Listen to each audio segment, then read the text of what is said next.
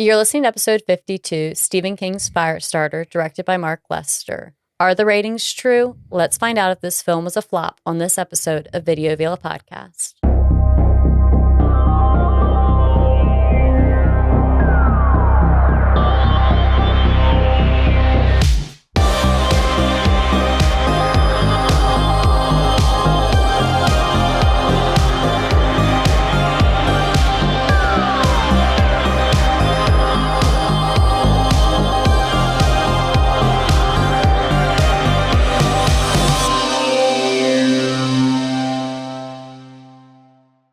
So as we end the Christmas season, we are actually recording this on Christmas, so kudos to us. I will pat us on the back. We are reviewing what other film is better out of the Stephen King franchise than Firestarter. Yes, this one is phenomenal, and I just thought it would be good to go out with the last video review for the year. I know. To end on another Stephen King film. Yeah. And you guys seem to love him, so it's... Oh, yeah. And also this one, I mean, it's got Drew Barrymore. This was her first lead role in a film. And, you know what I mean? No offense, but like the story of Charlie can't help but warm your hearts. I know. Pun intended. Yeah. Because of fire. Yeah. Dun, dun. No, I did that one. What is the sound? Thank you. You're better at sounds than I am. So as similar to our past Stephen King films, Logan did read the book Firestarter or listen to it. I don't know which one. And so we will kind of ping pong. It's Christmas. I'm ready for bed. Logan and I are going to kind of ping pong back and forth between some things that happen in the book and versus some things that happen in the movie and how they correspond with each other and some potential differences, if they were any, because I did not read the book. Well, that was the cool thing. And if you listen to our other Stephen King episodes, I bring up Firestarter a lot because it's the book. Yeah. I mean, the movie is the book. Yeah. And that was a big thing, is because this is another Dino De Laurentiis project. This is, I think, one of his first Stephen King projects when they started the whole like machine of opening that studio and I believe it was North Carolina, where they start just hammering out Stephen King's IP. I believe this is one of the very first ones that they started, and it was a big deal because everything up to this point, Carrie, huge success. You know what I mean? Shining, not a huge success, but a big time, heavy budgeted film. You know what I mean? And this is, at one point in time, this was stated to be one of Stephen King's best books.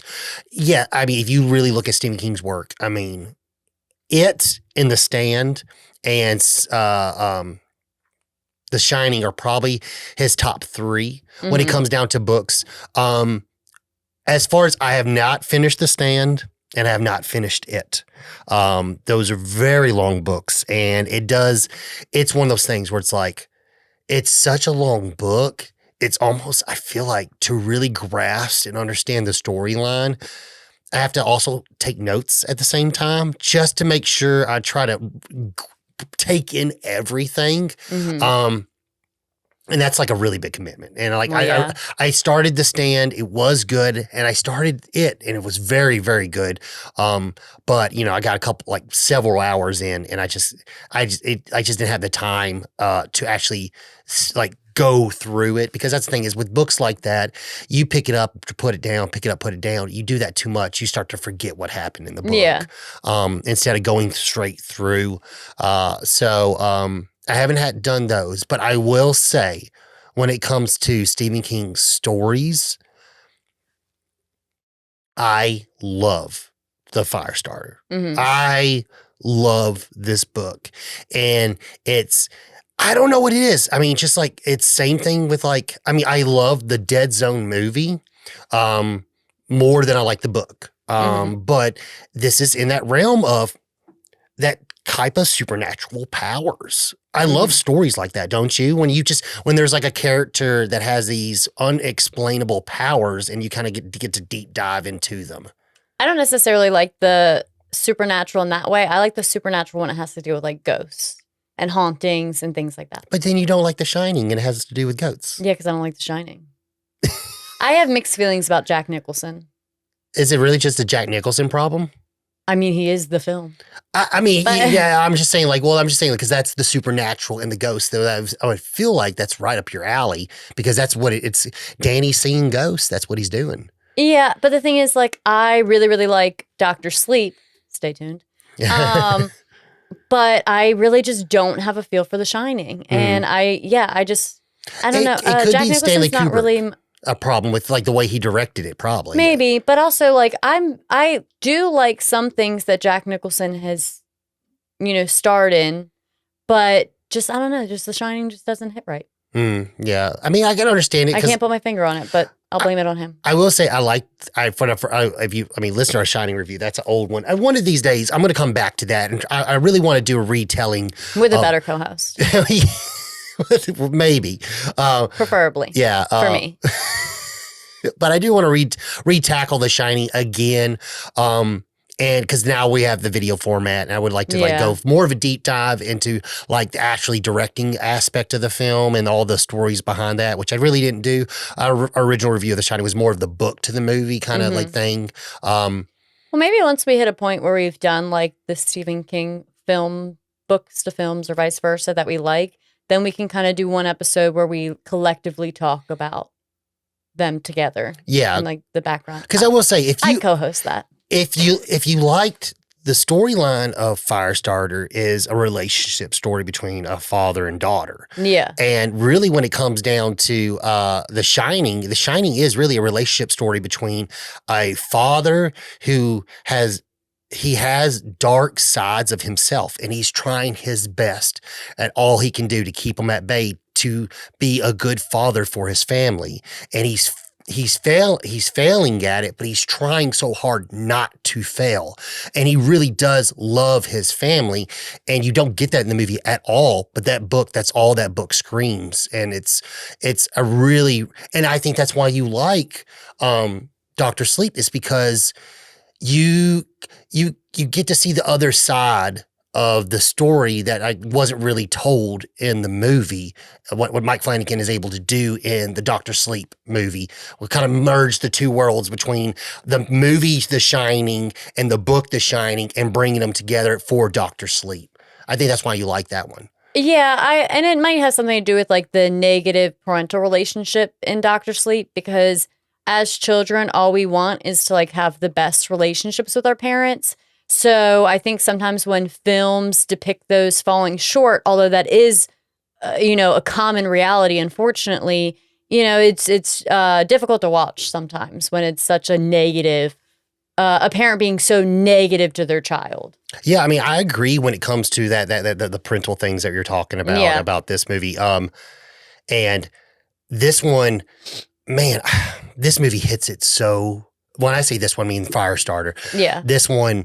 Just, I don't know. It hits all the right key notes as far as a relationship goes between a parent you literally and sibling. Like fall in love with Andy and Charlie. Yes. Oh my God. The thing is this is Stephen King's eighth book. So he's been at it for a minute. And the thing is it's so like, and I'm not a big reader. I read comics, and I really started getting into reading books with Stephen King novels because I just love the movie so much. And then I want to go back and take a, dive at all the books. And what I've noticed is like the books are just so good. It's just like it started with The Shining, and like I started, and it was so freaking good. I just fell in love with them. And it's crazy to think like this is his eighth novel. Mm-hmm. And I don't know. I mean, comics are different, and I think comics are different than books because I would feel like film-wise, and think about a director or a writer, a movie writer, and then they get into the eighth film. I'm like, man, I mean, sometimes there's some flops in there, and things don't do well. And by your eighth film, like you've got a couple like not so great, movies that came out. Yeah. But when it comes to like the stories that he's cranking out, they're all good. Mm-hmm. All of them are good. It wasn't until later in his years where there started to be ones that he started changing up what he wrote about. Mm-hmm. I still, I just didn't care for the subject matter as much. Yeah. Like, I didn't really care for Dolores Claiborne personally.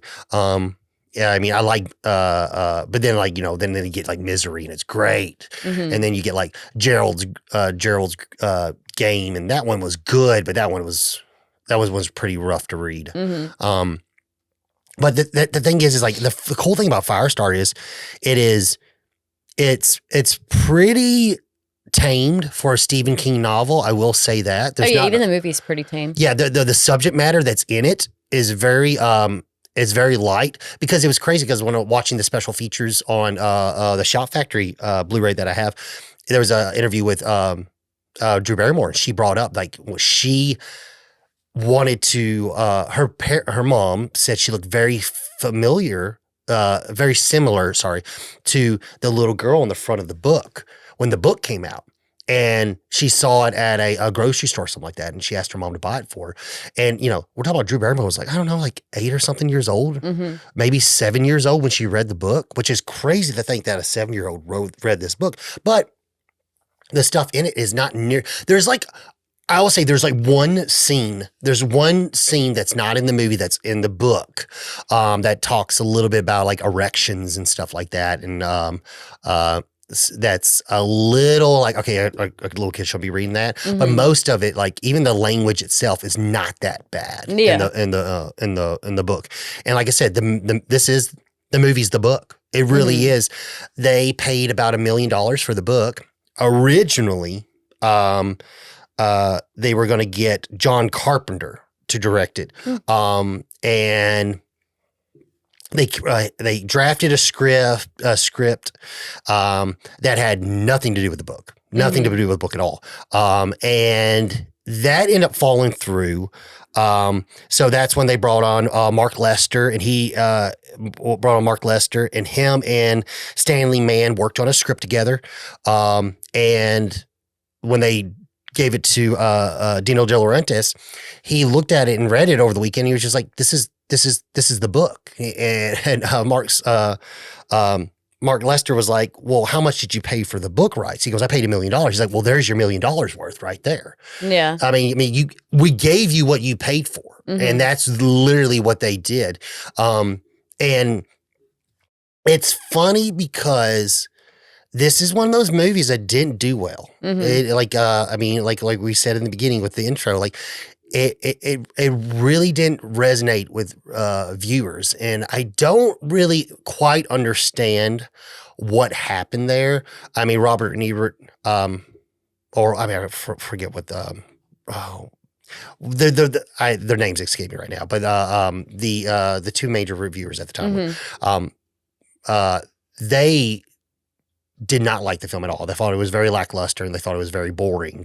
And it is crazy because like a lot of people didn't show up to see it. It didn't make a lot of money. I think they had a $15 million budget. They made $17 million, which they made their budget back, but that's about it.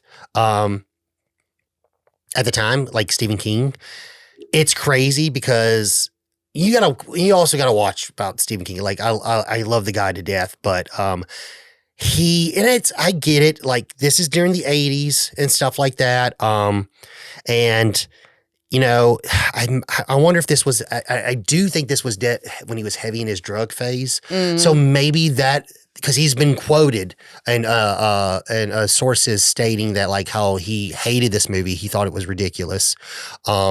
He did not like, David Keith as Andy, and he thought when Drew Barrymore's hair was flying and all that kind of stuff in the film when she was using her powers, he thought that was dumb and stupid, and they don't know why they did that. But then Mark Lester said that was Stephen King's idea. He showed up on set one day and had some ideas and told it to him. He goes, I think this is what we should do with Charlie. We should have X, Y, and Z happen. And they listened to him and they put it in the movie. And then he was later cited that like, that was stupid. I don't know why they did that when it was stated to be his idea. Yeah. So, I mean, like I said, I think that was heavy in his coke days probably. So there might be some stuff happening behind the scenes, we're not really aware of or whatever. That's just what I'm putting together, as far as just a person. Yeah, I mean that's common for a lot of like writers and producers and things like that go through periods of their life where they experience addiction and have these like, these moments that people share that they like, went off on set or like completely tore apart something someone wrote for them or, was less than pleasant to work with and stuff like that. So, but I mean, there's two sides to every story. They get that like fiend mentality and stuff like that where they're just kind of unpleasant. Or like they become irrational. And I mean, that's what I mean. When I say fiend, I mean like, I mean, well, I was like addictive, but also being irrational at the same time. So, I mean, maybe that's not the right word, but because I mean, like really like, I mean, the subject matter is really cool for the storyline.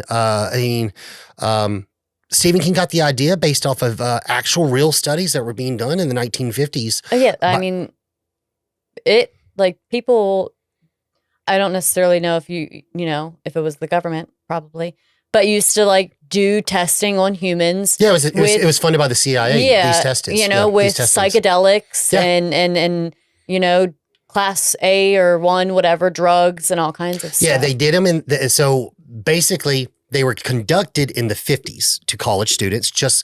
But then the information wasn't released till the 70s that it was happening. Well, I also am pretty sure, and I might be completely wrong, like pulling this out my butt, but I also thought like sometimes people that were captured during war, like when we captured other people, we would perform science experiments on them. I mean, usually that was Germany doing that. Oh, okay, the other way around. Yeah, I mean, that was really bitter in World War II. That was a lot of Germany doing that, and Hitler's scientists. And like all I said, that I might be wrong.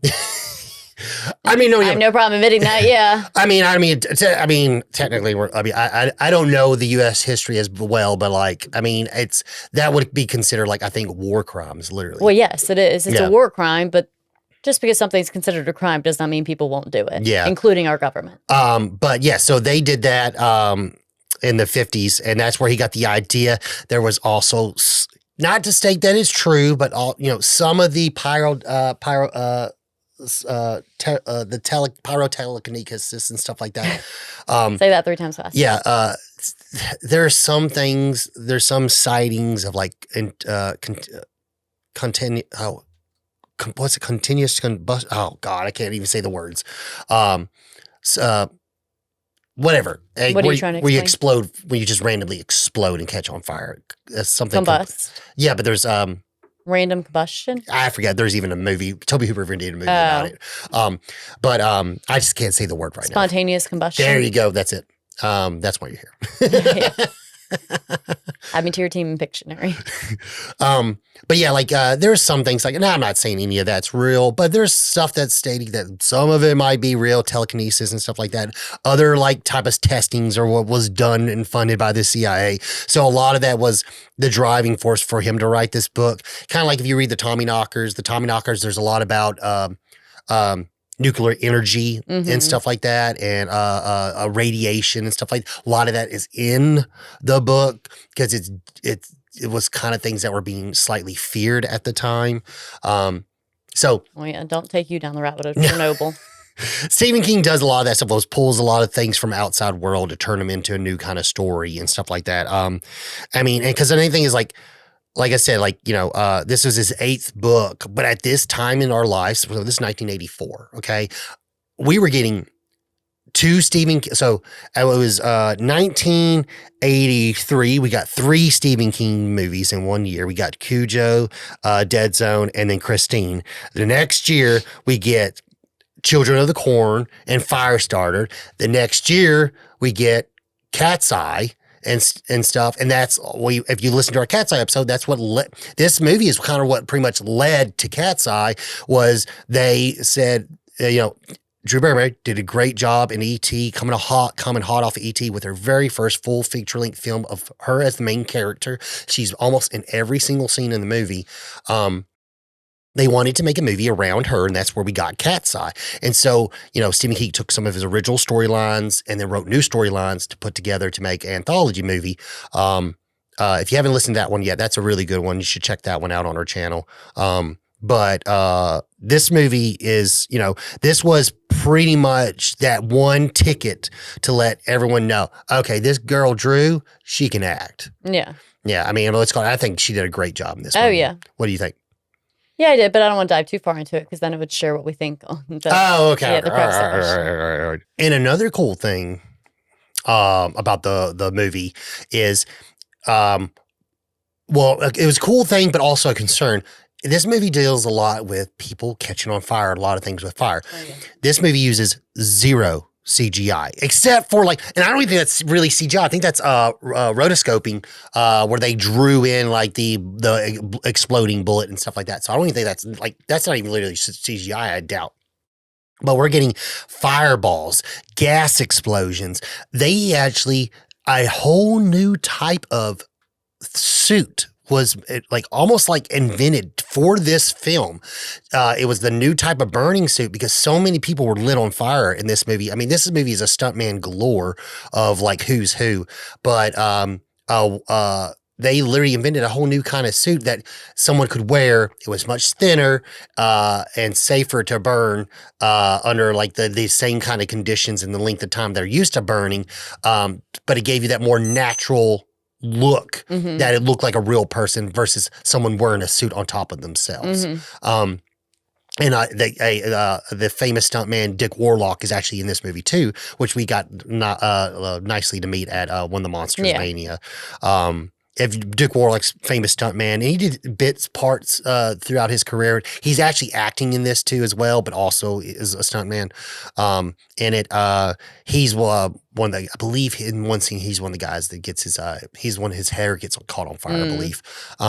But it's crazy to think that like literally like this whole movie, like what the scenes where you see the fire chasing people, that's like pipelines underneath ground, and then they basically they had a direction where they would path, and they would light the gas line so it would burn underneath the ground. So they had to like dig trenches and stuff like that.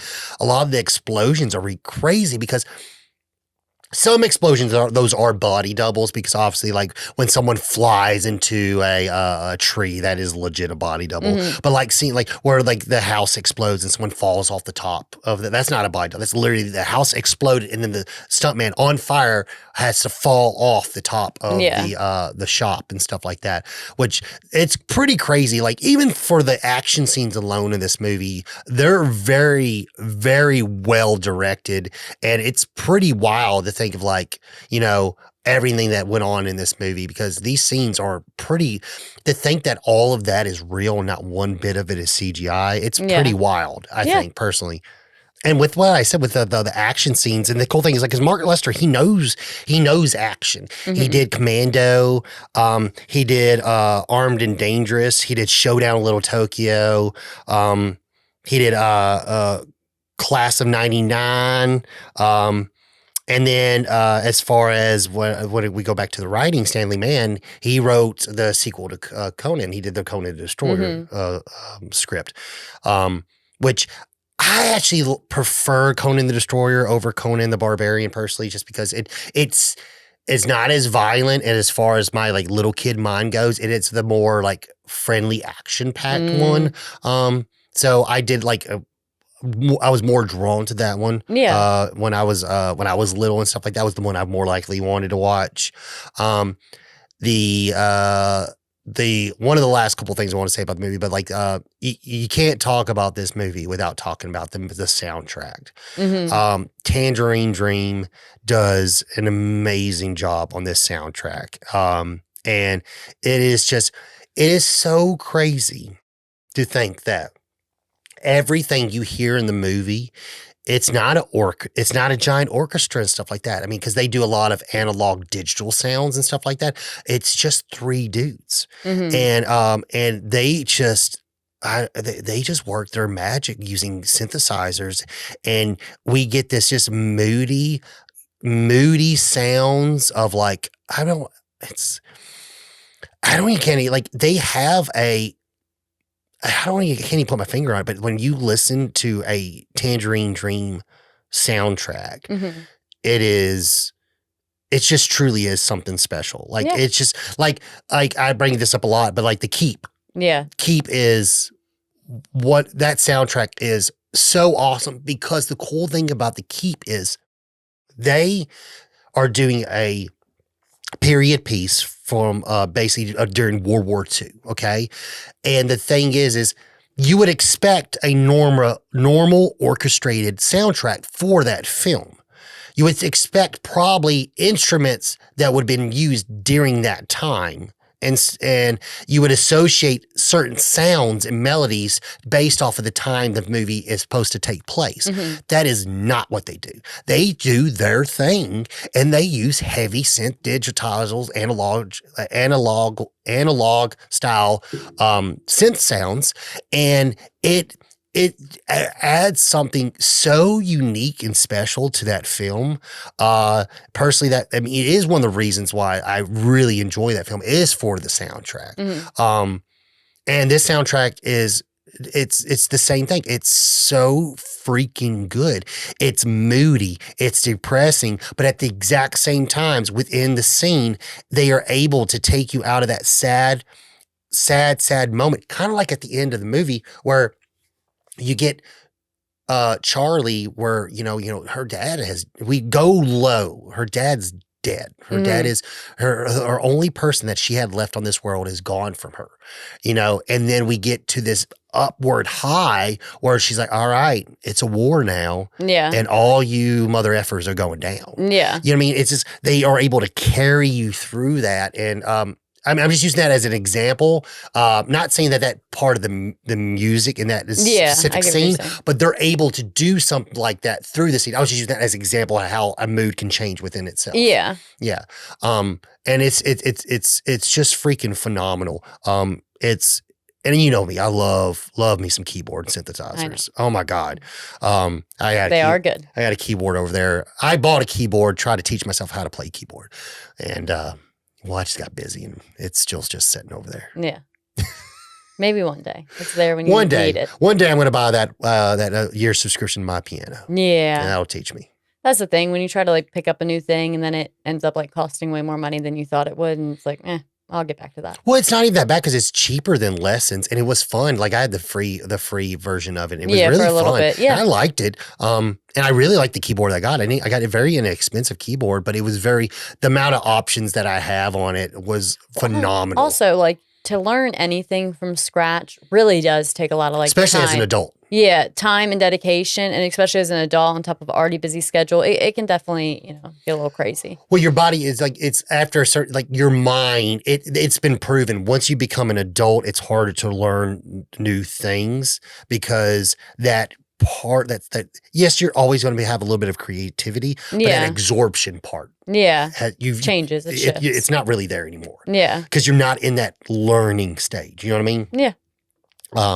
But that's pretty much a lot of the most things I want to talk about this. The one last thing I will say though, if you haven't read the book before we start talking about the movie and stuff like that, I strongly suggest you, if you take the time, it is a easy read, to be honest. It is a thicker looking book, but to be honest, it flows so well. The story is not boring. And I'm not this is coming from a guy who's not a really heavy reader. Like I said, I mainly read stuff with pictures in it.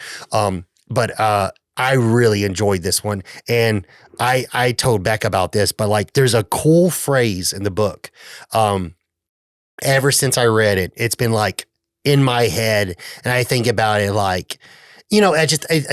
could lie to you if I didn't think about it once a week and stuff like that. But and it's it's original phrase by Stephen King, and we'll talk more about that scene when it comes. But it's awesome quote that says, "Life is short and pain is long, and we all put on this world to help one another." And I feel like there's nothing more correct than that phrase. More accurate than that phrase right there. And that was one of those things where it's just and it's just the storyline between Charlie and Andy and how it flows through the book. It truly is something really, really special. So before we start to break down the movie, and I'm going to bring up some stuff in the books, but I guess I will say this was your warning. Just to, if you are interested to really get into it, you should read the book first. Yeah, if you are interested, this is your warning because we're going to talk about the book when we started the movie. Yeah. Firestarter, the bestseller by top writer Stephen King, now comes blazing to the screen in a $15 million saga. Produced by Dino De Laurentiis, 8-year-old Drew Barrymore, who won America's Heart in E.T., stars as the child who has the amazing ability to start fires with just a glance. But can this power and the love of her father save her from the sinister government agency, the Shop, which wants her destroyed? The top-notch story and all-star cast that includes George C. Scott, Martin Sheen, Louise Fletcher, Art Carney, David Keith, and Heather Locklear.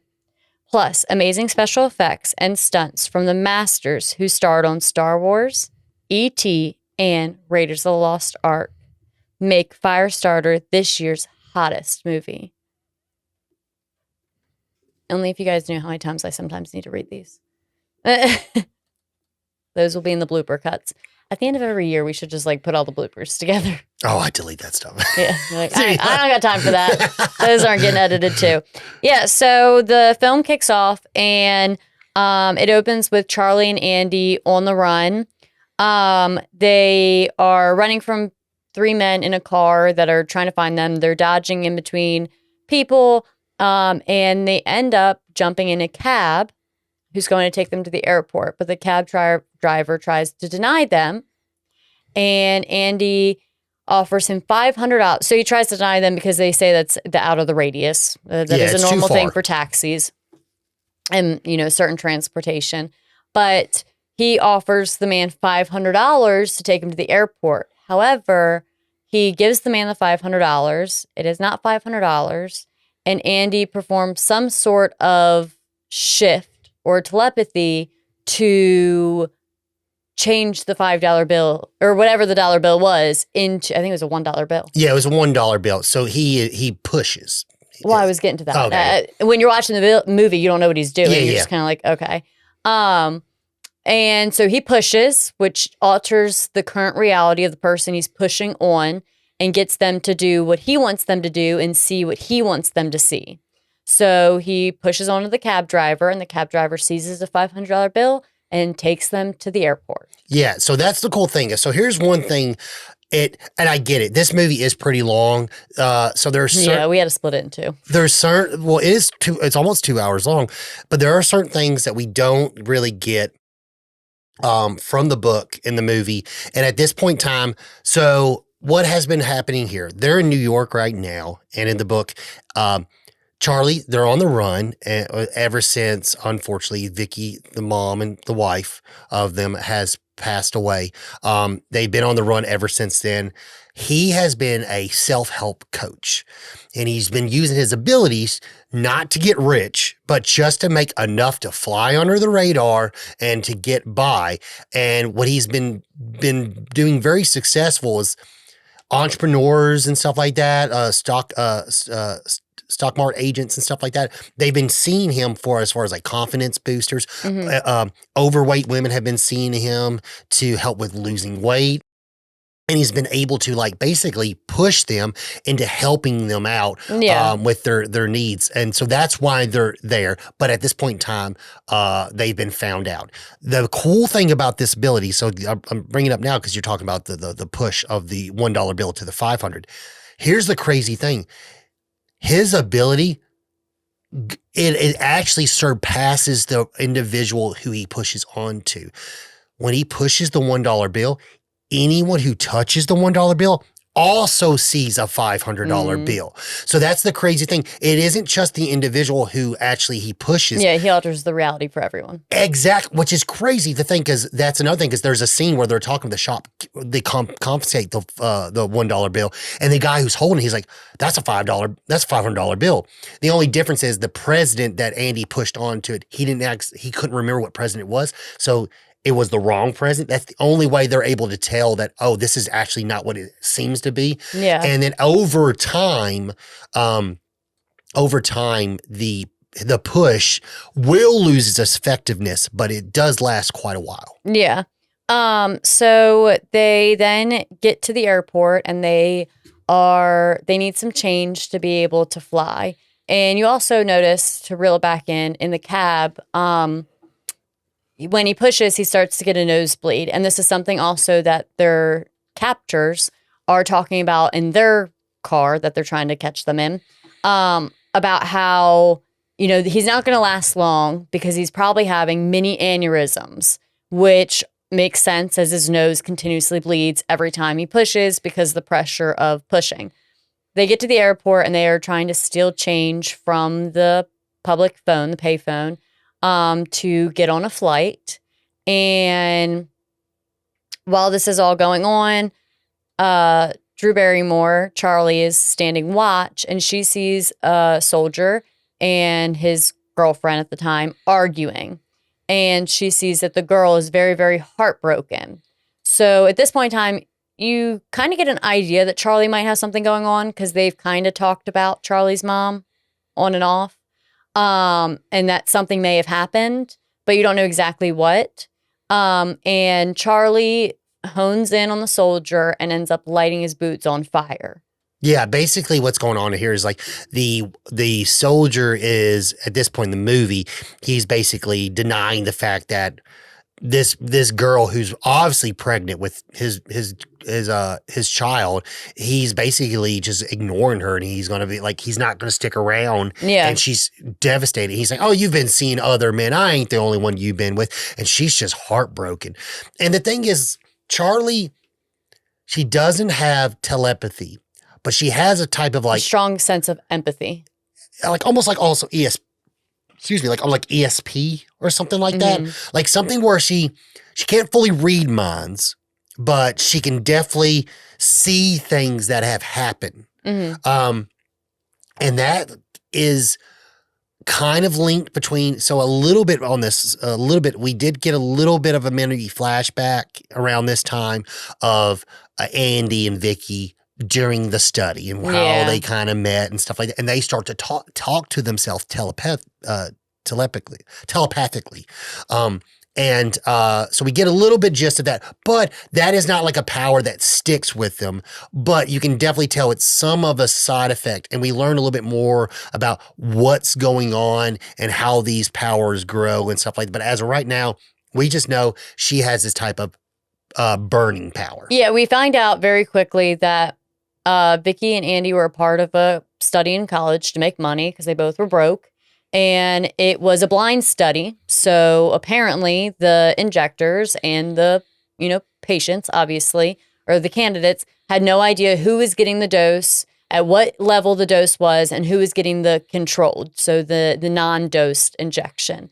But based off the flashback, it appears that both Vicky and Andy got the non-controlled, so got the dosed injection. And then we literally, the real true story is that's what they were told. It is all a bunch of bullshit. Everybody who was in the study got the lot 6. And one of the candidates asks Dr. Mansfield, or what was it? Yeah, something like that. We'll get to that. But if I'm wrong, I'm wrong. Who was it? What was it? Well, Wanless. Okay. Mansfield. Yeah, similar. I'm wrong. Dr. Wanless.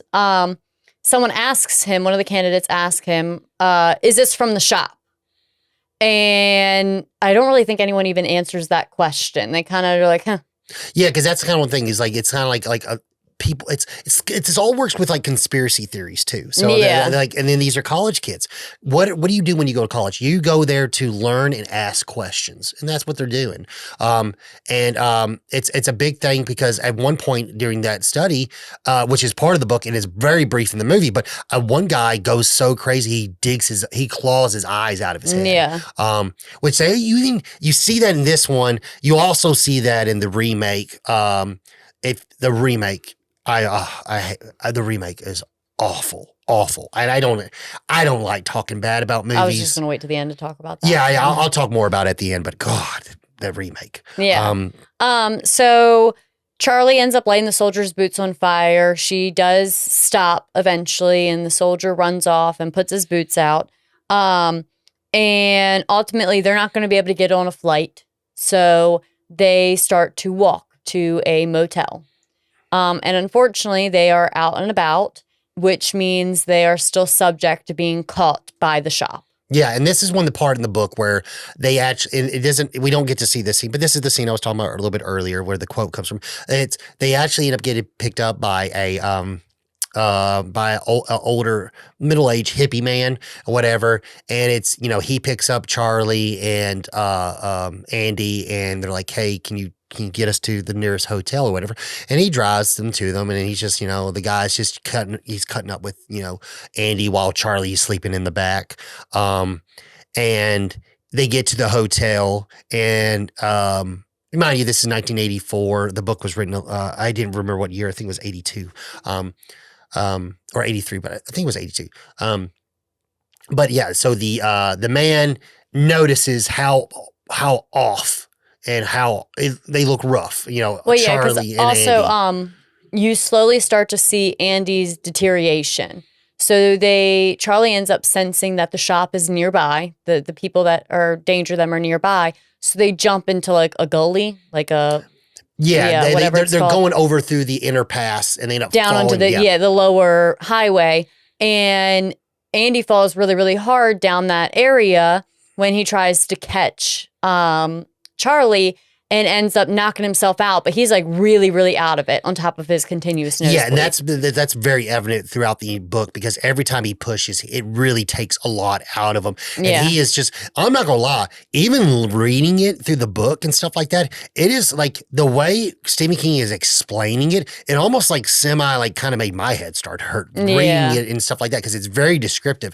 But the guy picks him up and he gets him to the hotel, and they're like, thank you so much, sir. And he hands them $5, and he's like, and he just tells them I know y'all are hurting. He's like, you didn't have to do this at all. He's like, he goes, I can see when someone needs help, and that's when he comes up with the quote where it's like, life is short and pain is long, and we're all put on here to help one another.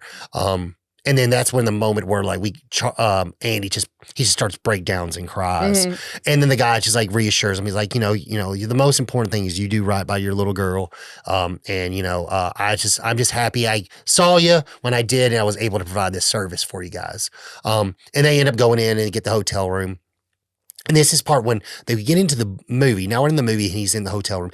Now this is when we start to get flashback scenes of what's been going on prior to this incident. We've got scenes of looks like a normal life with Charlie and Vicky and Andy. Trying to work on Charlie's powers and controlling him. And he's got a full-time job. He's dressed very well. Vicky's being a stay-at-home mom, and he's basically trying to help, like you said, train Charlie how to use her powers, because they do know that, it can get out of hand when it starts, and that we need to teach her how to pull it back when that time comes. And that's a very, that's a very big part of the book where we're like, because there's a part with scenes where they obviously you can't get in the movie, but Charlie threw a baby, catching her bed on fire, catching her stuffed animals on fire. Yeah, the only thing you got in the movie was she lit her mom's hands on fire. Yeah. Because she was upset and she didn't want to wait till tomorrow to practice again. And like any child, she, shares that she's really, really angry and very upset and knows she doesn't want to stop. And because she is a child with very high range of emotions, like every child has, and the inability to properly process them because it's just not age appropriate at that time. Oh, yeah. She ends up accidentally lighting her mom's hands on fire. And Andy really chews into her because this could really hurt somebody. Yeah, that's another thing is like, it is true. Like the story and how the movie is, it really is a good depiction. I brought up earlier of parenting. Like, I'm talking like where your child freaks out and you're trying to correct them and help them navigate those behaviors and those emotions. Yeah, emotions, while also trying to teach them like it's okay to have those emotions, but it's it's not okay to maybe do X, Y, and Z. Exactly, and I think David Keith does. I really do think he looks the part. To be honest, like when I saw the movie after reading the book. I've seen the movie for like years ago, but when we revisited, I'm like, hey, I kind of feel that's kind of similar how I would picture Andy to look. Yeah.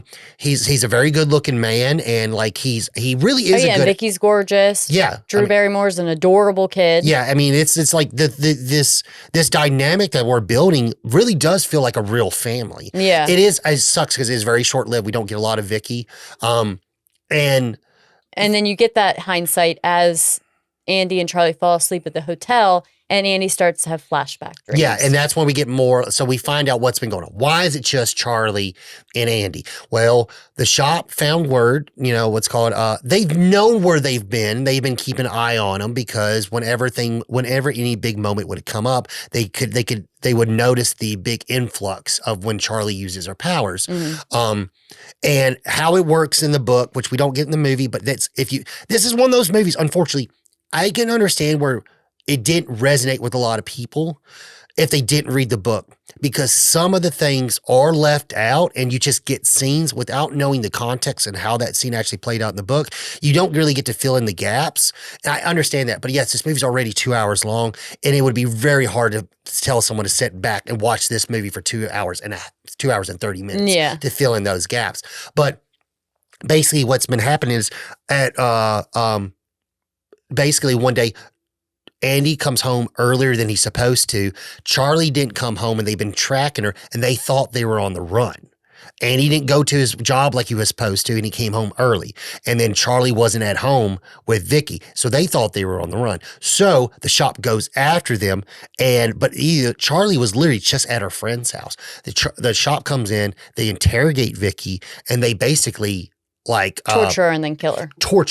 Literally torture her almost to death. They pull out her fingernails and stuff like that, which Mark Lester and Stanley Mann did a great job when they wrote this scene, because all that information's there. Look at Heather Locklear. Look at her hand. Her hands are covered in blood because her fingernails have been ripped out. Yeah.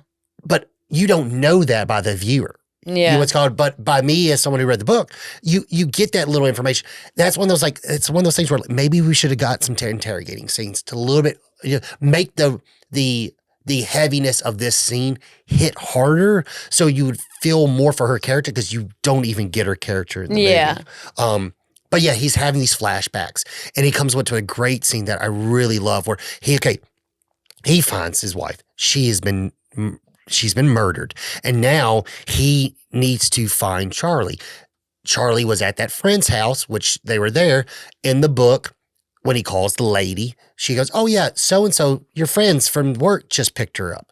And then now that's a scene where when Andy's trying to find Charlie, just trying to find them, because he has no idea where they could be, but he's just searching for them. Yeah. But in the movie, they're already still at the house, and he goes after them at the house. Yeah, he pulls up at the house, and they're already trying to get Charlie into a car. I think their neighbor was Joe or something like that. Joe. She's Joe. out front, yelling to Charlie. Blood's all on her face. Yeah, coming out of Charlie's ear. Or no, not Charlie's ear. Joe's ear, yeah. The woman's ear. So Charlie ends up pushing on the two captors that they are blind. Andy Sorry. pushes them. Yeah. We're getting wrapped Andy, up. Charlie, yeah. Yeah, they're both male dominant names. Yes. But Andy pushes on them to let Charlie go. He tells them that they're going to be blind, because I believe Vicky's eyes she was bleeding from her eyes as well. I think, I don't know. No, it was that's just something that he did. He's like, you're blind and stuff like that. Yeah. And then you're blind too, you son of a bitch. And then he takes his daughter back and tells Joe to go back in the house. You'll never remember any of this.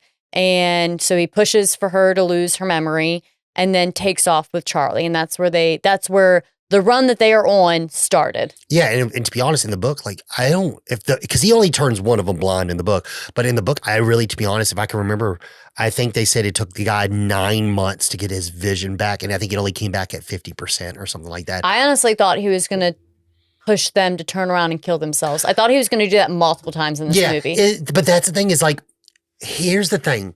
He's really not a bad person. He doesn't want anyone to die. He just wants him and Charlie to live in peace. Yeah, and that's another thing is he's been teaching Charlie not do bad. Not to do bad. That's a big thing is okay, so when they get cash out in the book, when they get the cash, the money, sorry, not cash, but the coins out of the the payphone. It's actually Charlie who uses her powers to get the coins out of the payphone. And that's one thing he has to convince her. He's like, but Daddy, you said it was bad. He's Even like, in the movie, he convinces her. Yeah, we only do this when we have to. Yeah. What's called, and that, but it's Andy who does it in the movie. But yeah, that's kind of the thing is like, they say the words like potty training Charlie on how to use her powers and only it's one of those things like you need to make sure you don't do this ever unless it's unless you have to. Yeah. You but it's mainly like you don't have to because you shouldn't do it because bad things happen when you do it, and we need to just not do it. Basically, yeah, like the rule of thumb of bad things happen to bad people. So do good and be good, essentially. Yeah. I don't think that's in a nutshell. In a nutshell, but to encompass it all. So as he is dreaming and you're getting those flashbacks while he's sleeping with Charlie at the hotel, you get taken to the shop headquarters, which is where you're introduced to Captain Hollister, John Rainbird, and Dr. Wanless, who you've already seen Dr. Wanless because he was the doctor that did the experiment on Vicky, Andy, and their college classmates. Yeah, and so what we're sitting here, we got Martin Sheen again, which was in Dead Zone. Yeah. As Greg Stilson. He's back in another movie, and he's playing Captain Holster, in which he's not a good character at all in the book. He's a really mean guy. This one, he's not so mean in this one, which I do like that a little bit because he has a little bit more scenes in this movie than I think what was actually portrayed in the book. Yeah, he's not necessarily mean, but you get the gist that Charlie and Andy are the last survivors of this horrible science experiment that he feels. This is horrible experiment that he's partaken in. And he just wants them destroyed because all this just needs to be over with, is the gist that you get from him. No, that's what Wanless wants. Dr. Wanless wants to be destroyed. Captain Holster wants to... No, sorry, yes. Yeah. I was talking about Dr. Wanless. Yeah, sorry. Captain Holster, he knows that there's something in there. And he also doesn't want to go back and be like, all this that we've done and all this... Yeah, he's pushing back. Like, we've come too far and done too much to let them... to just destroy them and not... further find out what they're capable of and how we can use it. Yes, and that's what Wanless is basically saying. He's like, we need to end everything now because we don't know what the girl is capable of. But what I can tell you, if she is capable of what she thinks she's capable of, she can't be controlled, which means we should fear her and we should end it now. Yeah. It makes sense. I get it it sounds awful because it is an 8-year-old girl. But from a bad guy trying to backpedal, it makes sense. Just get rid of the problem we cause. Hey, it's Batman v Superman. That's what Bruce Wayne wanted to do with Superman. We know what he's capable of, regardless if he's good or bad. We need to take it. We need to end it now because we don't know what would happen if he turned bad. That's kind of, no offense, but it's kind of the truth here. And for Dr. Wanless to back up the point that Charlie should be destroyed, as well as Andy, is he referenced that 8 out of 10 of the participants killed themselves. They died, or if they survived, they killed themselves. Yeah. Yes. So pretty much there was no surviving. If you survived long enough, you were going to just end up losing your mind enough that you were going to terminate your own life. And they're the only two that lived, and then they procreate. And here's the thing. They procreated and created Charlie. The thing with Charlie is Vicky had powers. They didn't care about Vicky. That's why they didn't care about killing her. She had very mild telekinesis. That's very mild. She was able to bring a glass of milk to her or shut the refrigerator door from across the room. That's all she was really able to do. We don't even know she had powers. That's all I need to do. I'm not asking for much. Just get your car charger at the bottom of the floor and bring it to your phone so you don't have to get out of bed. Yeah. Don't have to hang upside down off the bed to try to reach my charger from the floor. But yeah, so we don't get that in the movie, but that's basically what it is. So when they killed her, it was no harm, no foul. The thing is, They know that when Andy uses his powers, it takes away. And they know his brain's probably a ticking time bomb and he could that's kill their himself point. by using his powers too much. Here's the thing with Charlie. She has shown no weakness or negative concerns or negative side effects by using her powers. Yeah, she has no deterioration. And if anything, she's honing in on them and her powers are getting stronger with no cost to her. Exactly. And that is why she's an anomaly. And that's why they want to study her so much. Well, because also she's an anomaly because she was not a part of the project. She was offspring of parts of the project. And that was the big thing is Lot 6 can be carried through genetically. Yeah. So that's a thing. Like, and that's things they with a holster is like, oh, we can create a whole new type of super soldier. Yeah. And breed super soldiers for the US military. Yeah. And stuff like that. Which, I mean, no offense, but like, I'm not gonna lie, like you can't tell me this stuff is not far-fetched for the government to think about. No. Not one bit. Not one bit. So Dr. Wanless ends up leaving Captain Holster's office because he's gonna shut it down. That's his goal, is to shut everything down. He's pretty much rebelling against it, and he shares that he's gonna not let this happen as much as he can. So Captain Holster or Hollister, is it Holster or Hollister? I don't know. I guess Martin Sheen. I guess that's how you say. I would say Hollister. Yeah, Hollister is two L's. It's two L's, yeah. And Holster is usually one L. Yeah, it's two L's. Definitely. So Captain Hollister and Rainbird are now in the room together, and they make a deal because Rainbird really wants Charlie when Captain Hollister is done with her, and he doesn't share for what necessarily, but that he'll catch them, but he'll only catch them if he gets the girl after Captain Hollister's done with her. Yeah, and he basically explains to him, listen here, I want her. And he's like, when you're done with her, you give her to me. And he's like, well, why? First off, you don't call the shots. Yeah. I'm the boss here. And he's like, listen here, I got enough things backed up on hard drives that would put it into the shop with less than 6 weeks. Okay.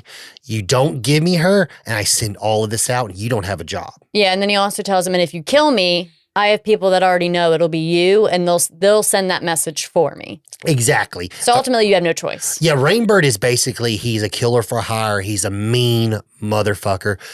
I got to talk about the Rainbird character when we get to the end, at the end of the review, when we talk about the remake. I really got a lot to say about the Rainbird character. Okay.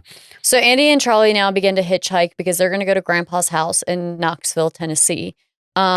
They get picked up by a farmer named Irv, and the farmer ends up inviting them back to his home for lunch, that his wife will love Charlie, that she's just so adorable, and they always wanted a daughter. So, what's a few minutes to waste? Yeah, and I'm telling you right here, Stanley, man, I'll say it again. He did a great job. I know I picked out things I wish that was in the movie that was from the book, and I understand the time thing, but he did a great job at adapting this book to the movie. Such a great job. I mean, and also, Mark Lester worked with him on it and stuff like that. So they did together. They really were like good driving force to create what we got, because the scene in which we even get Charlie when they go back and she shows them the chickens, and for some reason I thought she was going to light the chickens on fire, not on purpose, but on accident. Yeah, I know. Well, so there's scenes in the movie where they try to relate to the remake with like death and consequences and stuff like that. We don't get it in the movie. We get it in the remake, but they didn't really do a good job at explaining it. But there's a really good scene where she takes her to the back, shows her the chickens. She takes her sweater off and gives it to her, and she comes back wearing the sweater. I mean, that little kind of detail, the fact that that's even in the movie without having the scene, but they still kept it in the movie. Okay, when Charlie comes back, she's going to be wearing the sweater and stuff like that. Like, that's amazing detail. Yeah. What's called attention to detail that they took from the book to make sure they put it in the film. Those little things were like, you really do know they gave a shit about this freaking movie. Yeah. Really, I mean. You mean they gave a shit about the book? Yeah, sorry, yeah. Well, also, they gave a shit about making this movie from the book, yeah. But yeah, so like Irv is talking to Andy. At this point in time, they want to be safe. They're not using the real names and stuff like that. They're kind of making up a story. And Irv his explanation when he's like, I got to talk to you, Andy. All right. And he's like, I noticed that y'all didn't look too good when I picked you up. That's why I made the decision to pick you up. He goes, at first, I thought you stole that little girl from her mommy. And but now after you're here, I can obviously tell she's not here against her will. Yeah. Y'all are way too close for that to happen. And that's when he explains, well, and he starts telling the story. Yeah. And first he rats Andy out by calling him by his real name. Or not by his real name, but he's like, I know you're not so-and-so. And then he goes, my name is Andy, but I'm sure you already knew that blah, blah's not my real name. Yeah. Because he calls him by that name. He goes, it's not that name. It's Andy. Yeah. Goes, I'm sure you already knew that. Yeah. So, and that happens while Charlie's out looking at the chickens with the wife. And the wife is clearly not happy that they are there. She gives Irv a very dirty look when they bring them into the house. And while Charlie's in the kitchen, she senses that the shop is nearby. So she warns Andy that they're close. They're here. Yeah, after the point where basically Andy explains to Charlie exactly what's happening. Yeah, because she finds out that her daddy lied. Yeah, and Irv's like, it's like, well, I think you need to turn yourself into the police. And he's like, well, the thing is, I can't really do that because of everything that's going on right now. And, it explains the whole thing about Charlie and powers. And he's like, I know you don't really believe me and stuff like that. He's like, well, I don't really know what to believe. But, if what you are saying is true, you're not safe here. Yeah. Which is true because the shop has found them and they're starting to come up the road, which now at this point, Irv was like, well, holy crap. Maybe there is some truth behind this because how'd that little girl know that they were pulling up the car? They're pulling up on the road. And ultimately, so Andy and Charlie go out front because they are going to try to fend them off, essentially. And Irv follows them with his rifle because Irv's point is to his wife, I don't know if they're lying or not, but I do know these people are on my property and they don't belong here. Yeah, and I do know they're not going to get anywhere without a warrant. Yeah. Because I know my rights and I know, I know what I can and can't do. And this is my property. I own this place. Yeah, pretty much like whether these people are lying or not, this is not my problem. And this is all going to be taken elsewhere. However, what Charlie ends up doing is burning everyone alive and blowing up all their cars. Yeah, basically. As a defense mechanism. Well, yeah, it comes to like they gave her no choice. They already shot Irv, and that's basically, and they were going to kill her daddy. Yeah. They were literally about to kill him right then and there because at this point in time, they really don't want Andy. No. They really don't. They want Charlie. Yeah. So, he tells Charlie, baby, he's like, do what you have to do. And Charlie sets them on fire. We get these great fire scenes where explosions. Cars exploding, people all like burning to death. I mean, it's very graphic. And very few of them get away. Like I said, Irv gets shot, and after after the shop has retreated, Irv's sitting there and basically he's like, listen here, I got a Willys Jeep out the back. Take it, stick to the back roads, and get yourself the hell out of here. There's back roads that aren't going to be any map and they're not going to be able to find you. Once you get to Sex Point, you'll be able to bypass the bar gates, which they're more than likely going to be up on the highway up there. Yeah.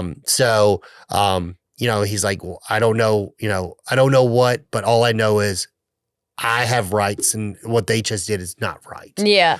Because, and Andy and them are hesitant. Andy and Charlie are hesitant to take the Jeep, but ultimately Irv's wife doesn't know what's going on, but she wants them gone. Yeah. And to just take the Jeep and never come back and please leave them alone. Oh, in the book, she calls her a little monster and it breaks Charlie's heart because it's not that's a big thing with Charlie. Like she has these powers and she doesn't want to do anything bad, but they keep putting her in scenarios to do bad things. They're trying to kill her daddy. Yeah. So what do you expect me to do? She's only got one parent left. Yeah. You're just going to you already killed my mommy. Yeah. So you're going to you'll just want me to let you kill my daddy? Yeah. No. I'm going to set you on fucking fire. fire. And also she feels and she mentions this, that she has killed her mom. She feels like That's that. what I was going to say, yes. So it's been clear that she holds some sort of guilt for her mother dying because she knows that the shop at the end of the day really, really want her. And her dad has been honest with her about that they really want you, Charlie. They really want you because you're special. So she already feels that guilt. So yeah, so when her father was threatened, she burned it all down. And then they took off in the Jeep to go to Grandpa's cabin up in Knoxville. Yeah, to finish the trip. Yeah, they get their way to Granther's cabin. And this is when we get the final go ahead that where Hollister has basically been like, all right, Rainbird, I'm going to let you. Now that she burned everybody down, I'm going to let you hunt her, and I'm going to give her to. I'm going to work with you. Okay. Yeah. I'm giving you the go ahead. Do what you need to do. So Rainbird takes some guys from the shop, and they start they start hunting her down. Yeah. Rainbird, first off, needs to stop at Dr. Wanless's place because he's going to tell on them and get everything shut down. Rainbird shows up, kills Dr. Yeah, Wanless. smashes the bridge of his nose in and kills him. Right into his face. And that's another thing was like, we didn't say it earlier, but Hollister confronts Rainbird, asks her like, why do you want this girl so much? And Rainbird basically says like, she's got something that's very deep and very special. And he, in the book, and it's not really heavily portrayed, but you can kind of tell he is Native American in the book. And he has this thing when he kills people, he believes that when he looks into their eyes, he can see their soul leaving their body. And there's something special. And that he gets to collect those souls. Yeah. And because he mentions it about Charlie later. He wants to, like, his thought process, if he can kill Charlie and see her soul, see her eyes, and where soul leaves her body, he can take that with him when he dies to the afterlife. Yeah. And have something special for himself. I don't fucking know why, but that is his character. Yeah. So they, Andy and Charlie end up going into the small town to drop off letters to get their story out. And bystanders end up seeing them, and bystanders that are set up by the shop end up seeing them and calling it in. So Rainbird makes his way down to where they were spotted, and he stops the mail person with their mail and ends up killing him. And then they pretty much find out where the exact cabin is. And Rainbird, has posted up with a tranquilizer gun waiting for Andy and Charlie to come out of the cabin. Yeah. Which they do. Yeah. And he is, like I said, this is what he does. He hunts people for a living. Yeah, I mean, he means business. He knows how to just get the job done and over with. Yeah, so basically, we end up getting, they shoot little Drew Barrymore. Oh my God, it's this scene, like, it's, even though it's fake, it is so weird. Like, scenes where, like, people are almost harming children. Oh, yeah, I have a hard time watching scenes like that. Most people should. Well, like, yeah, I was rewatching Dr. Sleep, and I know that one really gets you. I'm not gonna lie, and y'all can call me a titty baby all you want. I don't give a shit. My wife even calls me a titty baby. No, I don't. No, I don't. But anyway, scenes with like kids being harmed, I don't know what it is. I agree with you. I can't watch it. Kids, animals, and individuals with special needs. Yeah, the scene with the scene in Dr. Sleep with the little boy, at the factory with the little boy from the baseball game. I'm not gonna lie, I couldn't watch. I already seen it once. I don't want to see it again. Yeah. I know there's probably 10 times worse things out there to see, but for something about it, just like I couldn't handle it. So I had to fast forward for that scene. So he ends up shooting Charlie. He ends up shooting Andy as they walk along the pier. And individuals from the shop, as well as Rainbird, go and yank Charlie out of Andy's hands, and Rainbird does. And then the shop members that are with Rainbird pick up Charlie, and they both now wake up in the shop. Yeah, so basically they've got him set up into the shop and in their own little mini apartments. And they're there for quite some time. It's not actually explained, but you can tell some time has passed. Mm-hmm. We got two completely different scenarios happening at once. Andy is basically at this point not cooperating, and his powers you have to be careful with, because his powers can lead him to leaving the shop, because he can make you do what he wants you to do. Yeah. So they have the need to drug him. To sedate him. To sedate him to minimize his powers. But in doing so, when they want him to do the test, he can't really perform because he's being drugged. Yeah. So he's building a drug dependency. And 2, his powers are becoming lesser because he's on a mind-altering drug on top of already having mind-altering capabilities. Yeah. So it's pulling away from that capability. So every time they test him, he fails, and Captain Hollister's getting irritated because they need him drugged to keep him there, but they need him to perform, to prove that he can do this. Exactly. And while that's going on, they are showering Charlie in all sorts of gifts, ponies, it looks like gymnastic classes. And slowly but surely she, opens up a little bit more to him, but is very still resistant to Captain Hollister.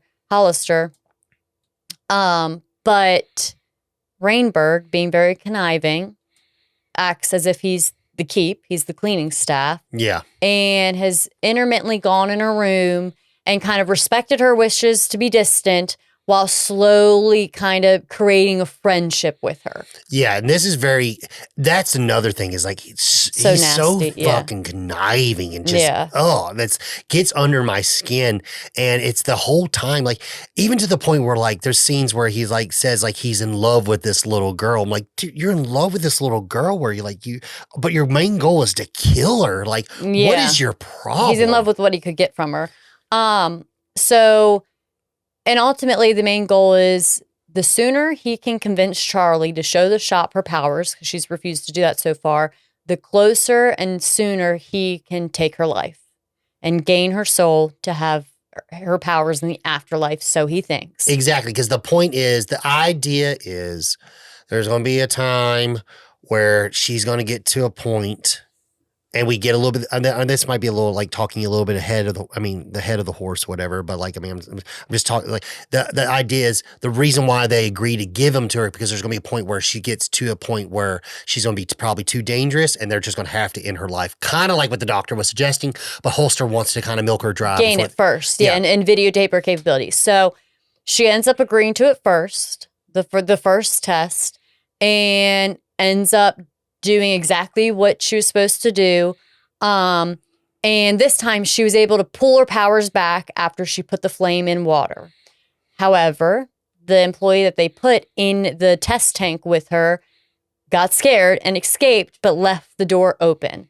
So their base concern now is that Charlie and Andy can never be together because Andy can push her to do what he wants her to do. So, and there's their thought processes in the movie where they think that Andy this entire time has been putting a damper on her power. Yeah. But that's not the case. He has not been using his powers on her to control her. Yeah, she just doesn't want to do it. That's what they think think that's their only conception is like, well, how has she been under this control? Oh, her daddy's got her under his control this entire time. Yeah, in reality, she's just a hard-headed kid. Yeah, exactly. She's a resilient child. Exactly, yeah. And it's her dad. Which all kids are like that. Her dad is not pushing her in any sort of way. But I will say, so we get back to Andy. Okay, at this point in time, Andy is been doing the testing. They have been working. He's been addicted to his drugs now. And they've kind of become to the understanding where he's basically useless. Holster believes, okay, we're going to send you to our other facility in Maui because this is when they get the idea. I was like, we need to separate them. Yeah. There can never be a chance of them being together again. Yeah. And so during this point in the book, which we don't get in the movie, it was one scene, and I understand it. Like I said, Tom, I get it. You can't fit it in the movie, but there's a really cool scene because where he does become addicted to the drug, and there's a point where the push is no longer there. He can't feel it; it's gone, but he's addicted to the drugs, and he can't stop. He can't, so they're like opioids almost like, so he can't stop taking them because he feels God awful, but he knows he needs to stop taking them. So we get this point where he's having a dream. And like I said, the push is gone. He needs to stop the drugs, but he can't because he's addicted. And it's this point where in his dream, he's throwing something away. And to his thought process, it's the point in his life, it's his very vivid dream where he's basically getting rid of the push. Mm-hmm. He's taking this power, getting rid of it, to where he doesn't have it anymore. And it's this big elusive dream, and where he ends up coming to, what he actually did was he wakes up and he's not addicted to the drug anymore. In his sleep, he, as a natural response to recognizing that there's something wrong with him, he pushed himself to give up his drug addiction. And now he's back. Yeah. And with that being said, when we get Holster coming in, so now we cut it back to the movie. Holster comes in, we're sending you to Maui, X, Y, and Z. We're leaving on this date. Here's your drug. And he's like, okay, as long as I still get my drugs, because he's playing like he's still addicted at this point. And he ends up throwing the pills out of his mouth as soon as he leaves out. And he's basically, he's playing chicken at this point. He's making them think that he's not well when he actually is. Now cut to the final test that the shop's getting with Charlie, where they make the brick wall light on fire. The definite conclusion where they're like, they give her a brick wall, a cinder block wall, and she is able to catch the wall on fire, which is incredibly hard to even burn cinder block. And it explodes, and then she's able to, push it back into the big chunks of ice, and the scene with the water starts to get so hot, it just starts to evaporate and hiss and spit everywhere, where she's able to pull the fire back, but she's not really pulling it back. She's pushing it into something else to make it easier to pull back. Yeah. After it's gotten too strong. Yeah. And this is when they sit there, and she freaks out. She's like, listen here, I ain't doing anything more until you give me my daddy. Yeah, or I'll hurt you. Exactly. Or I'm going to do something. And also Rainbird at the same time being manipulative in his little meetings with her when he goes to quote unquote clean her resident. It has been telling her, well, you make them, you make them let you see your daddy, essentially. Well, do a little bit, but then refuse to do any more until you see him. And then do it, give them what they want a little bit, but then, tell them that you're not going to do any more until you can see your daddy. So he's kind of working against the shop as well. He's working the shop and he's working Charlie at the same time to give him what he wants. Yeah, ultimately. Yeah. And that's where they come up with the idea. They're sitting there like, okay, she's almost at that point where she's uncontrollable, because what is she going to do now? Because we have no ways of combating against this. Yeah. And so, she ends up going back to her room. Mind you, now after this experiment, Holster goes to visit Andy. This is when Andy pushes Holster. Yeah, Hollister. Sorry. I know, you corrected me. Damn it. The guy, yes. Martin Sheen. Yes, Martin Sheen pushes Holster, and he basically explains to him. He's sitting there, he's like, he gets it out of him. What's going on? What are you doing with my daughter? He's basically trying to figure out all the things that's been going on that he's not a part of. Yeah. It starts off really cool because he's like playing with like a rope or something like that. He makes him think it's a snake, which is very big in the book. But he basically, explains them, I want you to take me to Maui sooner than later. And also, I want you to make it where Charlie's on that plane. And I want it to be a straight shot flight. And pretty much and I don't want anyone to find out. And you need to help me escape. Yeah. And the goal is what we're going to do is, he's like, there's got to be a fueling station, right? Yeah. Okay. All right. It's in California. We're going to get off in California, and that plane's going to keep on going because and so that's where they're going to get off or whatever. And so he's putting this plan together to get them out safe and secure. And it's really cool with seeing him pushing them and then basically seeing him agree to everything.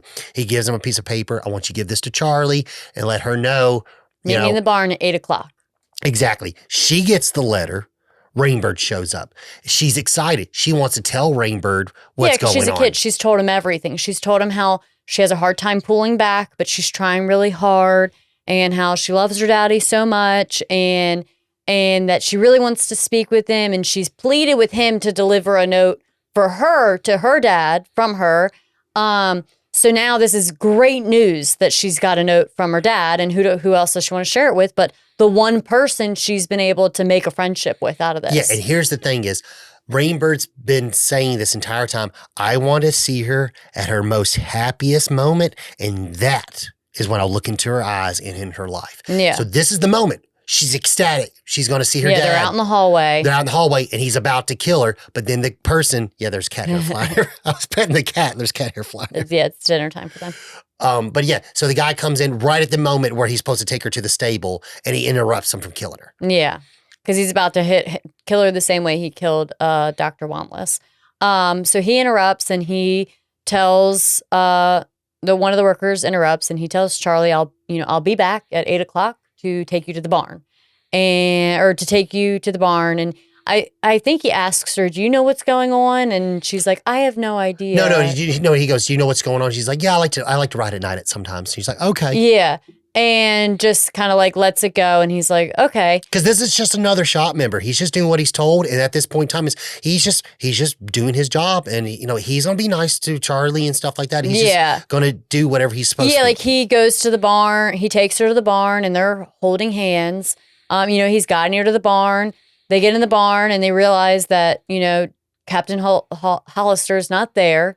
However, Rainbird has snuck in. Yeah. And he is waiting on the hay storage at the loft of the barn. Yeah, and the worker's waiting for the worker there who's supposed to hand check Charlie her off. in. Yeah. Check her in or whatever, and he's not there. And Charlie's like, you should leave. And he's like, no, I'm not leaving until I this is my follow job. protocol, whatever.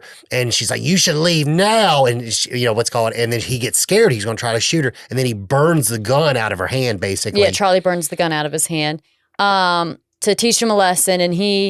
And why that is happening, Rainbird calls out to her. Yeah, he's like, Charlie, come here. What's called, come to me. We can leave together or whatever. And he's like, I want to wait for my daddy. And mind you, simultaneously while this is happening, Holster and Andy are making their way to the stable. And basically we find out that Andy finds out about Rainbird. And because he hasn't known about Rainbird yet. So he knows that there's been this guy playing father figure to Charlie, manipulating her this entire time.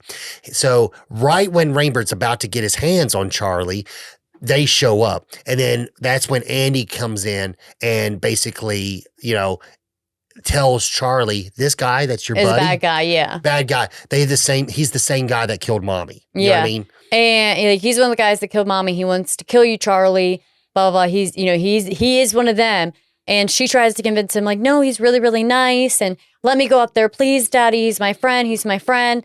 And Andy kind of, again, corrects her and says he's not a friend, Charlie, and snaps at her. And at this point, Rainbird's aiming up to shoot Andy. Yeah. And that's the point where then basically Charlie's like, is that true, Rainbird? And he's like, yes. He's like, yes. But he's like, she's like, you lied to me. I didn't lie to you. I just changed the story around a little bit. Yeah. And he, so there's this point where he's like, listen here, if you come to me, I'll let your daddy live. And I promise that, Charlie. So she's and then he tells her, that is my truth. I will, let your daddy live. And then she's going to start to walk towards him and stuff like that. And he's kind of slowly letting her. And then, as soon as he takes his eyes off of Andy and looks at Charlie, that's when Andy looks back at Holster and tells him to kill him. And then he goes to shoot at him and stuff like that. He goes to grab Charlie out of the way. Holster gets shot in the head, and then Rainbird gets one shot out and ends up shooting Andy in the shoulder after Andy makes him fall off the ledge. Yeah. Which is that one point where he's like, I guess because... He pushes him to jump. He pushes him to jump, and my head was like, push him to kill himself. I know, right? Why have you not done that yet in this film? He doesn't want to kill anybody. But he wants Charlie to kill people if she really needs to. I get it. I really don't understand but you really need to in these I know. In these instances, you really need to. The same thing you tell Charlie to do. I don't understand. It's just one of those things where it's just like, that's one of the things where it's like, well, that's kind of stupid. Jump. No, kill yourself. Yeah. And then I'm we can sorry. run away. Yeah, no, I agree with that. You know what I mean? So, he ends up jumping, and however, unfortunately, Andy is dying no matter what. He's bleeding out. He's having a moment with Charlie. And at the same time, Rainbird is not dead.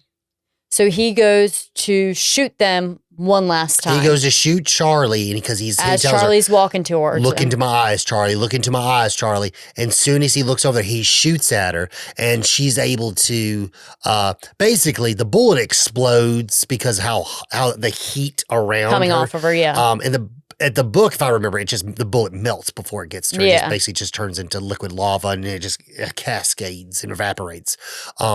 But then after the bullet explodes, she ends up pushing him across the stable while he, lights on fire, gets plunged to his death at the end of the stable.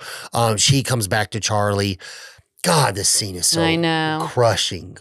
And I will say, not all the acting in this movie is great. There's scenes it's kind of like that Monday. But they do great together. They do great together. There are certain scenes where it's just like, I want certain scenes. I'm like, I could have. You did so great here. I could have got a little bit more out of these scenes and X, Y, and Z. But this just relationship where like I said, it's just that true love for one another. And it's these are the moments that make the movie that makes the movie great in my personal opinion. So Charlie and Andy have a moment together, and Andy lets Charlie know that there is no surviving this, that Andy is going to pass away, and Charlie needs to do whatever she needs to do to survive and run far, far away. Yeah, he tells her to kill anybody you need to kill, do whatever you need to do, burn this whole place down so they can't do this to anybody ever again, and make it far, far away. Yeah, he goes, give them a war. Yeah. Give them a war, Charlie. So they say goodbye. He passes away as he tells Charlie he loves her. And as that's happening, an alarm sounds and everyone heads to the barn, knowing that Charlie has been let loose essentially and is wreaking havoc. And she ends up, the horses are in the barn, and that's something Charlie has been very compassionate about.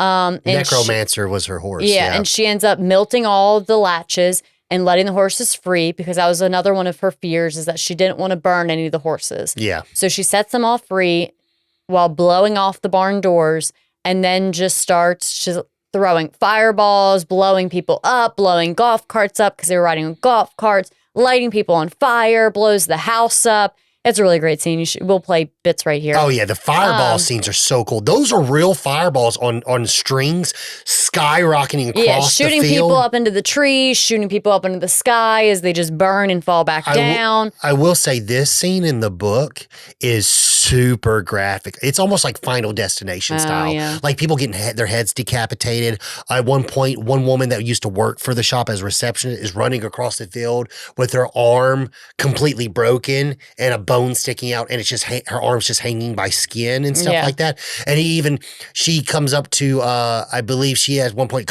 Charlie comes up to her and she's screaming at him and calling her a monster and stuff like that, and whatever. And the same thing what Charlie says in the movie was like, she's like, I didn't want to do this, y'all made me do this. Yeah.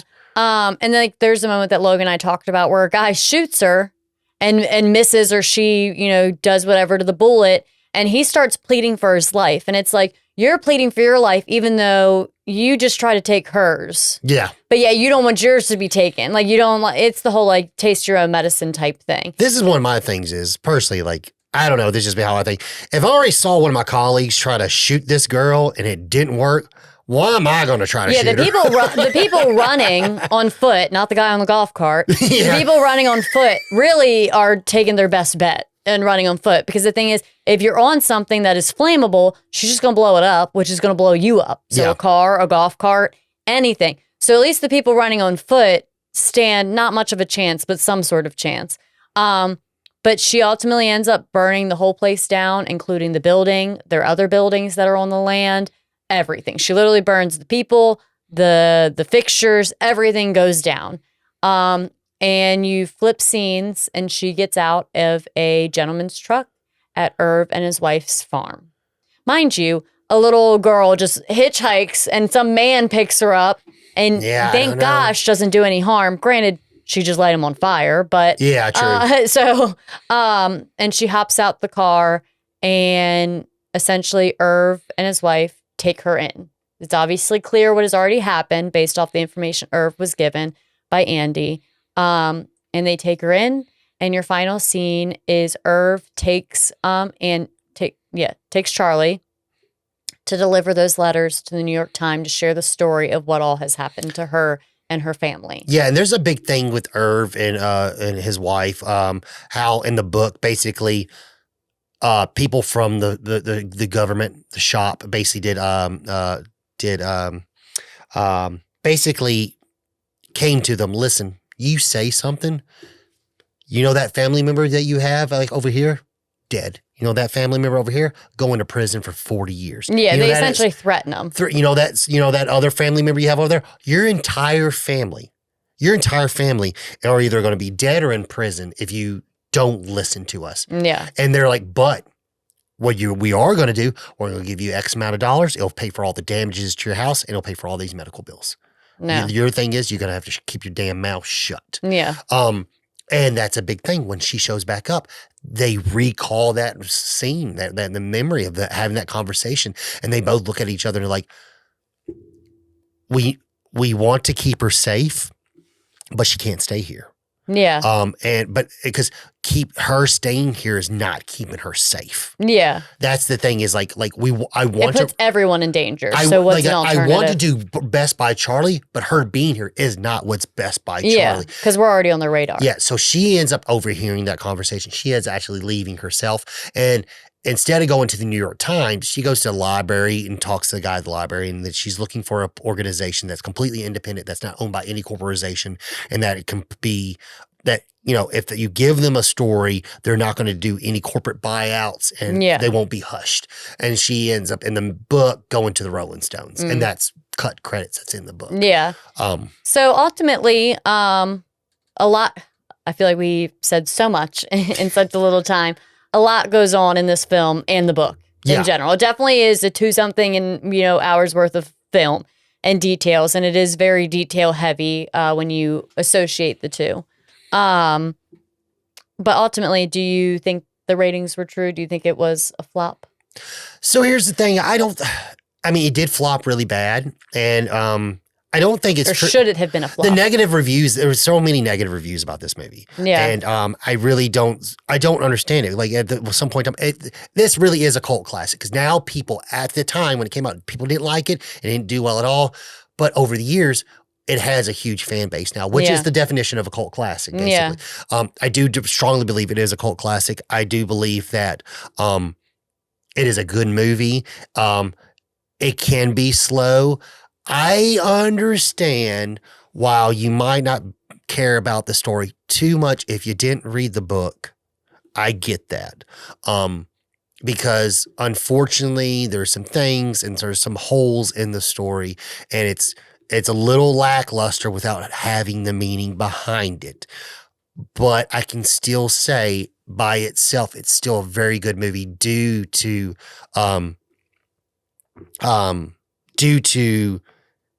Andy and Charlie's story arc and their relationship through the movie. I mean, I personally just think that that throws it into a whole nother level. Yeah, it's just a beautiful story. Yeah. You know what I mean? And I don't know. And then Drew Barrymore and David Keith just do such a great job together. Yeah. I really do. I really think and I like the little bit of southernness that David Keith has. Yeah. That's just a little bit of twang and stuff like that. I don't know. It's just a really beautiful story, personally. Yeah. I don't think it should have been a flop. I will say it takes a lot for me to like a new movie that I've watched. I usually just watch things for the first time, and I don't always enjoy them. Or I have no feelings. I'm very neutral to them. I will say this is the first. So Logan and I a few years ago watched the remake, and I did not like it at all. It was so dark to me. It was over the top. It was weird. None of it made any sense to me. I just didn't like it at all. And this though, takes the cake. This is the first movie I've watched for the first time in a long time that I actually like really enjoy, where I was like, oh shit, I like this movie. So here's the thing with the remake. The remake, now when I say the remake's not good, it is not because of Zac Efron. It's not because of the girl that plays Charlie. That's not the problem. It was confusing. It was hard to follow. It's the script. Yeah, it was ping pong. There wasn't really in my opinion, there was not a whole lot of character development. Yeah. It was kind of like, it's almost like they picked up on something and they expected everyone to know what page they were on, and it was very hard to figure that out. Like I said, it was 100% the way they wrote the script and changed the story. I mean, at first off, you get Rainbird kills Vicky. Yeah. Rainbird also has minor powers of his own, so he's unacceptable. He is unacceptable. Is unacceptable. I mean, you can't, like, it doesn't work on you. Anyway, he is not unacceptable. He's I think you're trying to say the push doesn't work on him because of his own power. I said the word in my head and then I'm like, damn it, can't come out my mouth though. But, susceptible. Yeah. Susceptible means you can get something. I think you're trying to say insusceptible. He's insusceptible. I don't know if that's whatever. Yeah. He can't. Nonetheless, the push doesn't work on him because he has his own power. It's very lackluster because Andy is a great character, and it works really, really well. His character works really well. When you do that, you poke a hole in his balloon, and his character doesn't work that great anymore. You're taking all the coolness about him away. The way he dies at the end.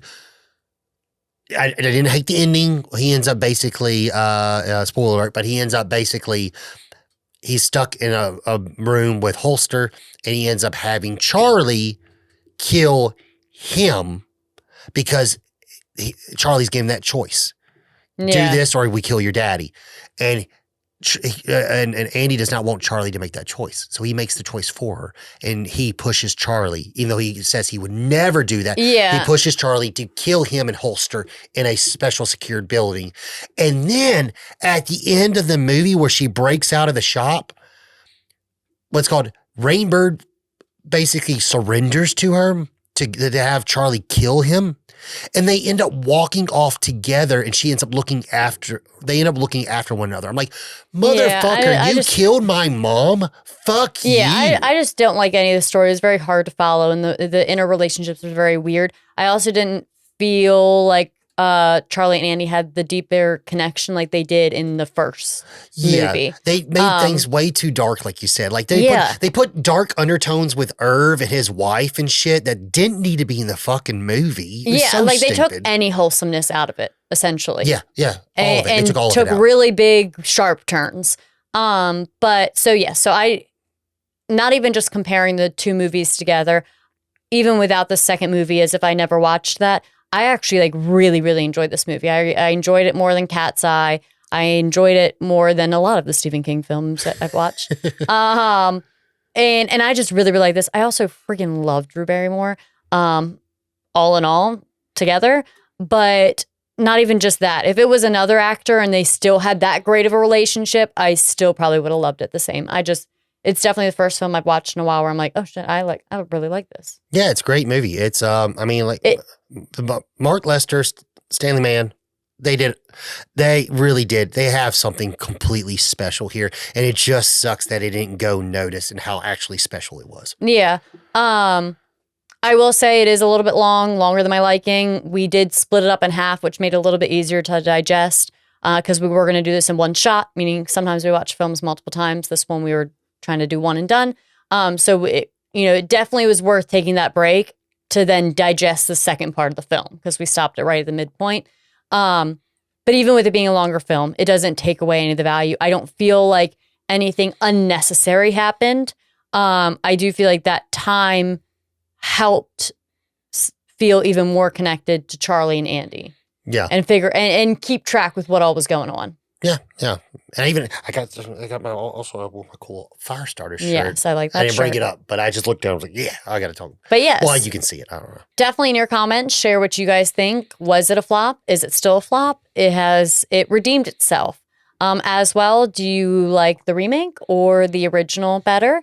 Definitely let us know. We appreciate your guys' feedback and the back and forth conversation that comes with it. Yeah, and this has been our last review for the 2024 year. We hope everyone had a happy holidays. Yeah. Why don't you tell them where they can find us if you like our channel and our stuff? Yeah, so you can head over to videovillaentertainment.com. There you have our links to anywhere you can watch and or listen, as well as our socials. Please don't forget to like, follow, subscribe. We appreciate the boost that does for us. I am Becca. And I'm Logan. And we're a Video Villa podcast.